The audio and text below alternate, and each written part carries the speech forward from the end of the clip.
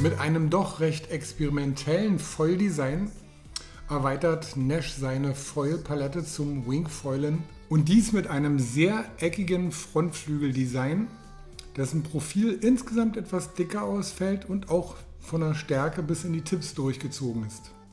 Wir haben dieses Foil-Modell in 1200 und 1600 getestet, das sind die Quadratzentimeterzahlen. Front und Rear Wing sind wie die gesamte Nash Foil Palette in Prepreg Carbon gefertigt mit einem Glossy Finish.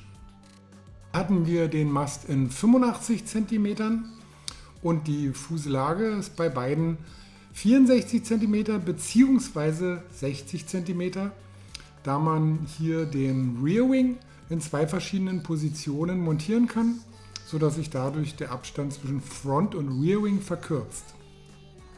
Der Rear Wing hat in beiden getesteten Fällen eine Spannweite von 45 cm mit einer Fläche von 280 Quadratzentimetern.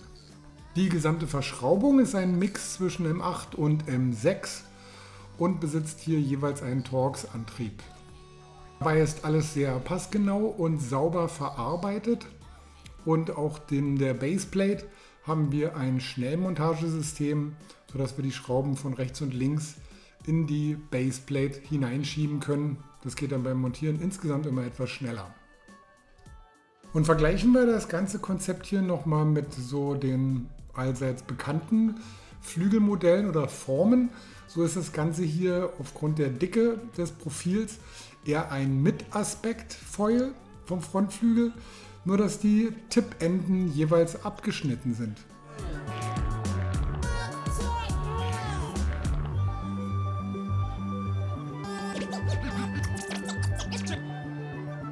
Um die Fahrleistung wirklich auch im Vergleich zu den anderen Mitbewerbern einstufen zu können, haben wir uns hier nach den Quadratzentimeterzahlen des Frontflügels gerichtet. Dementsprechend haben beide Größen 1200 und 1600 aufgrund der wirklich fülligeren Anströmkante und des insgesamt auch nicht zu dünnen Profils ein wirklich gutes bis sehr gutes Aufstiegsvermögen. Hier ist natürlich je nach Bordtypus aktiv oder inaktiv jeweils der gleiche Wert zu erzielen.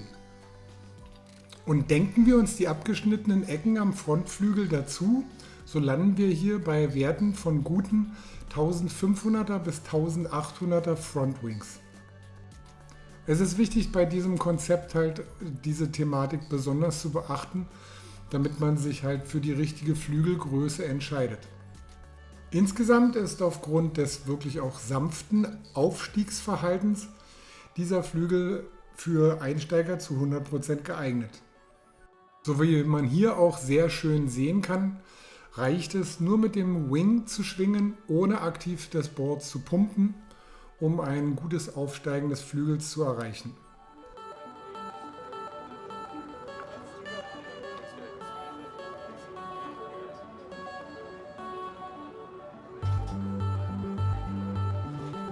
Nach dem Aufsteigen erreicht die MR-Series grundsätzlich eine stabile Fluglage. Aber man muss dazu sagen, das Ganze ist hier keine Rakete. Das, was einerseits halt wirklich hilfreich ist beim Aufsteigen, nämlich das dickere Profil mit auch einer etwas dickeren Anströmkante, ist wiederum im normalen Fahrzustand natürlich mit ein wenig mehr Widerstand versehen.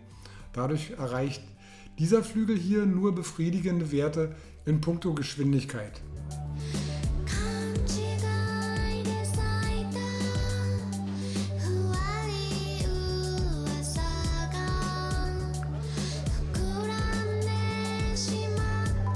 Übt man durch eine leichte Pumpbewegung Druck auf den Flügel aus, so kann man die Geschwindigkeit ein klein wenig erhöhen.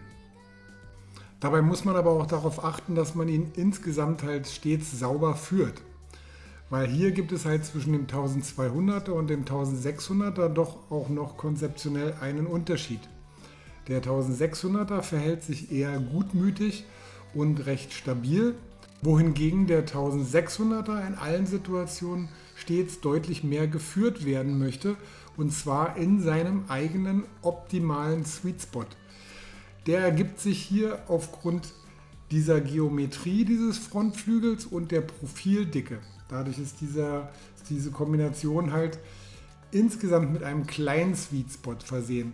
Beim 1600er ist das Ganze vom Verhältnis etwas günstiger ausgerichtet, sodass man hier mit leichter Balance, also mit leichtem Gefühl für die Balance, einfacher in der Pitchachse eine stabile Lage findet.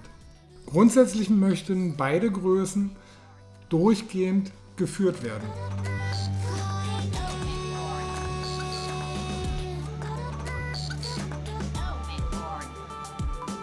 Schauen wir auf die Beweglichkeit des Flügels. In der Yaw-Achse ist er insgesamt halt wirklich sehr reaktiv und sehr sensibel, allerdings halt auch mit doch recht wenig Feedback. Hier braucht man auch wieder eigentlich den etwas erfahrenen Wingfoiler, um das Ganze halt sauber aussteuern zu können. Und in der Rolle sieht das Ganze ebenfalls genauso aus. Wir haben zwar, so wie es auch der Hersteller verspricht auf seiner Seite, eine wirklich im ersten Moment sehr agile, direkt ansprechende Lenkung, ein enges Drehvermögen. Allerdings ist dann halt die Stabilität auf der Rollachse irgendwann nicht mehr stark genug. Das Feedback signalisiert einem nicht, wann gehe ich zu weit in die Kurve. Irgendwann verlässt es dann halt von der Anströmung den Flügel und dann kippt das Ganze nur abrupt ab. Abhilfe schafft man für diesen Fall einfach, indem man durch das ganze Manöver mit leichten Pumpbewegungen die Geschwindigkeit des Flügels unterstützt und die Anströmung. Mehr Speed hilft hier natürlich dementsprechend dabei, weil wenn man es inaktiv angehen lässt bei den Manövern, hat der Flügel insgesamt zu viel Widerstand, sodass die Geschwindigkeit hier unter ein gewisses Maß abfällt und er das Ganze aufgrund seines dann nicht so optimalen Glides nicht mehr tragen kann. Das heißt im Klartext, man muss es mit diesem Flügelkonzept halt wirklich insgesamt etwas ruhiger angehen lassen. Ein gleichmäßiges Durchfahren der einzelnen Manöver mit einer leichten Rolle, gut geführt auf der Yaw-Achse, dann ist das ganze Konzept hier völlig einfach und unproblematisch.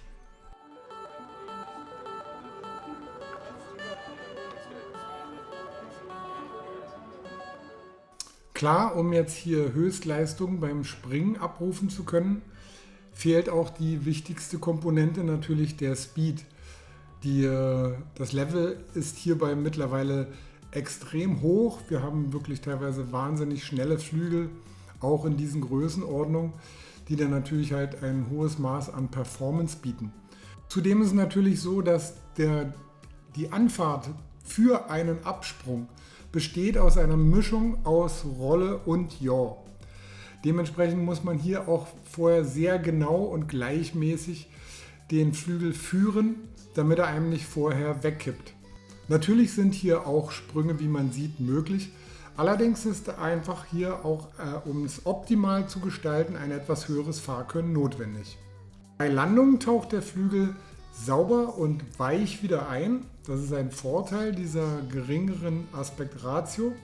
Und auch die Strömung baut sich hier schnell wieder auf.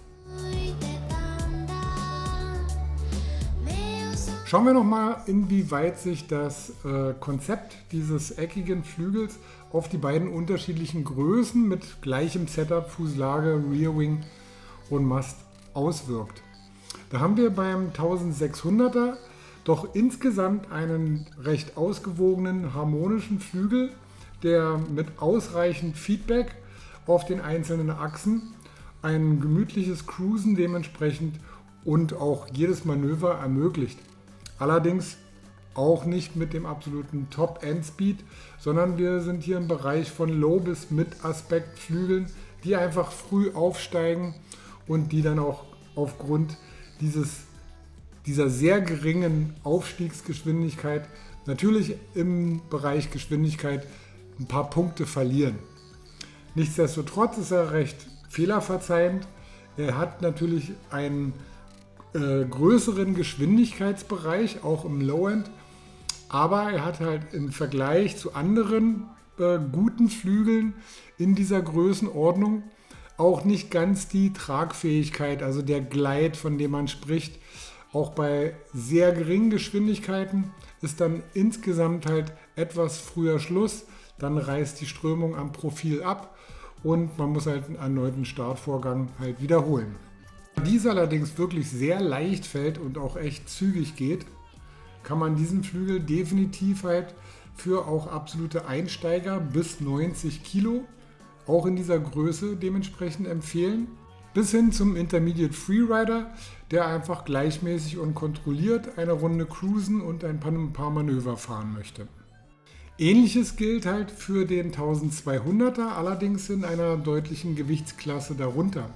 Hier geht das Ganze bis maximal 75, wenn gar 80 Kilogramm.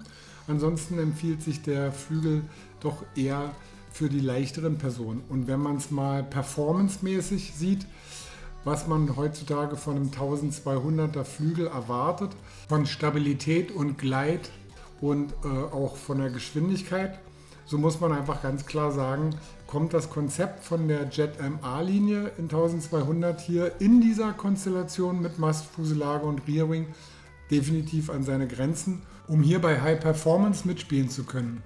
Wenn man zu dieser Zielgruppe gehört, dann empfiehlt es sich definitiv zu der hauseigenen Jet HA, also der High Aspect Linie zu greifen. Die haben wir auch schon für euch im Vorfeld getestet, die dann halt in puncto Fahrleistung absolut konkurrenzfähig mit dem gesamten Markt ist, da auch wirklich sehr gut abschneidet und für den dann doch etwas sportlich ambitionierteren Wingfoiler auch nicht schwerer aufsteigt. Grundsätzlich ist der Gedanke dieses Konzeptes hier definitiv sehr interessant und bietet auch gerade, was halt den ersten Moment des Ansteuerns angeht und die Direktheit beim Steuern, sehr angenehme Momente und man auch die Winkel, in denen man den Flügel führt, nicht vollständig übertreibt. So liefert das Ganze hier schon ein sinnvolles Bild.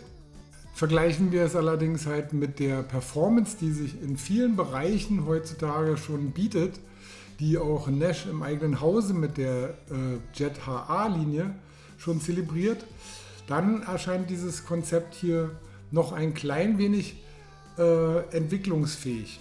Dementsprechend sind wir sehr gespannt, wohin die Entwicklungsreise dieses Konzept noch führen kann.